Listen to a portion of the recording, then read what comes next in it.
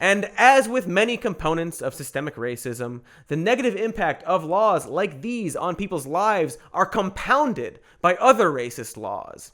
Getting swept up into the criminal justice system for a nonviolent drug crime can mean that you lose your right to vote and that you have to check a box on a job application indicating that you are a felon, and you can be barred from certain government services like public housing. But as Dave says, that has to do with more socioeconomic reasoning.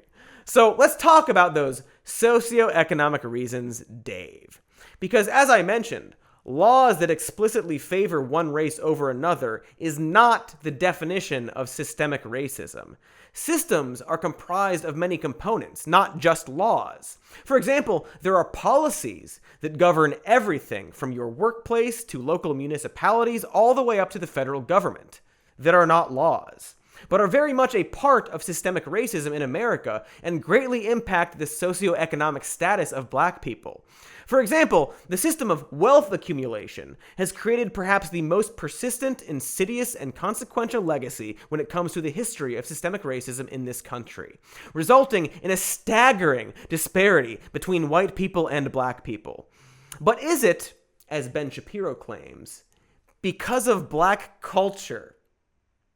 No, but let's first consider the fact that the majority of the wealth that people accumulate over their lifetimes comes from two places: inheritance and home ownership.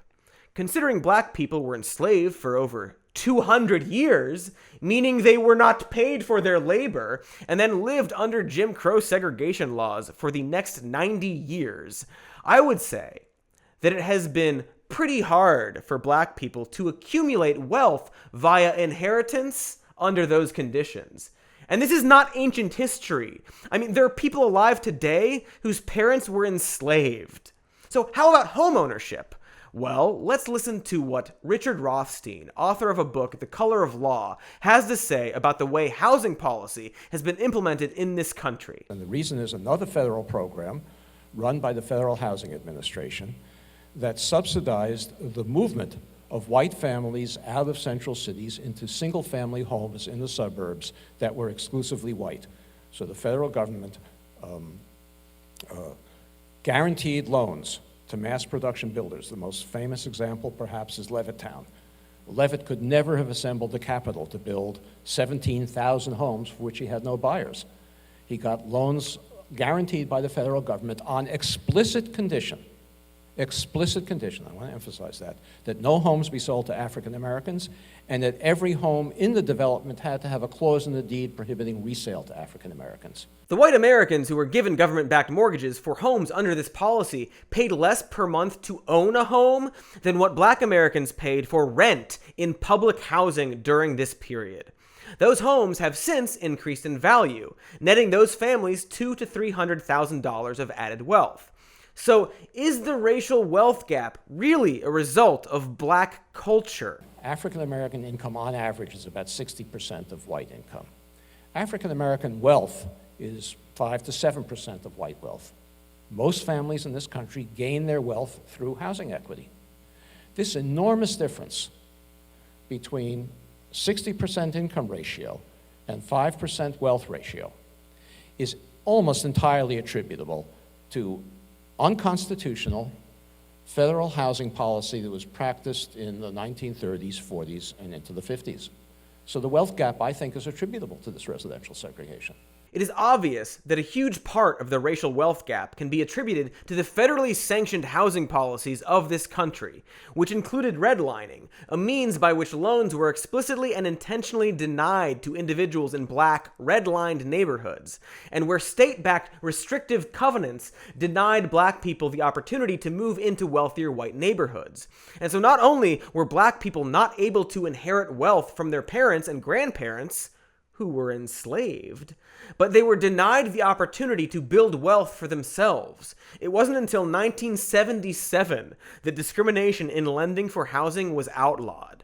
This meant that black people were relegated into living in areas of highly concentrated poverty with elevated levels of pollution due to their proximity to freeways and toxic facilities, which caused lower life expectancy and a lack of access to upward mobility. And insidiously, the racist segregation policies that created this concentrated poverty also led to over-policing, which led to mass incarceration, which led to the loss of political power, which meant that these communities were not equipped with the political power to oppose the creation of big polluters, which led to even further loss of property values, which led to less funding for education, which led to. So given this, it's not that surprising that 1 in 7 white families today are millionaires compared to 1 in 50 black families. Or that while single white women between the ages of 36 to 49 have a median net worth of $42,000, and single black women in this same age range have a median net worth of $5. As Nicole Hannah-Jones, the creator of the 1619 Project, recently noted on the Ezra Klein Show, what the census data shows is that actually lower income white Americans have more wealth than middle class black Americans, and lower income white Americans live in wealthier neighborhoods than middle income black Americans. This is also weird, you know? It's almost as if the racial inequality we see in this country is not caused by black culture, but by some sort of like a system, some sort of system that seems to involve race somehow, that gave white people some sort of like, I don't want to call it privilege, but I do, because that's what it is. So remember when Jordan Peterson said, it's not white privilege, it's wealth? Well, it turns out that wealth is a white privilege. A government-subsidized white privilege, and an important component to systemic racism that aggregates and grows over generations. So, you see, Ben, it doesn't really matter if we are more or less racist today than we were in 1960, because the inequities of our past collect interest. It's just also perplexing. I mean, I thought all the free stuff that created this culture of dependency was given to black people. I mean, that's why they're so lazy, right? I mean, all the free stuff incentivizes them to just be welfare queens and live off of Uncle Sugar, right? I mean, but then could it be that this free stuff from the government has actually been given to white people? Well, Doy-Hickey, the Homestead Act, first enacted in 1862, literally gave away 10% of all land in the United States almost exclusively to white people. It is estimated that nearly 46 million people living today can trace their wealth back to this act. Around the same time, slavery was abolished, and yet the formerly enslaved got nothing. Not even their 40 acres and a mule. When Social Security was enacted to provide a safety net for the elderly, 2 industries were curiously omitted from these benefits: agricultural workers and domestic servants. Coincidentally, occupations dominated by black, Mexican, and Asian workers. The Wagner Act gave workers the right to create unions and the right to exclude black people from those unions, which they did. They did do that.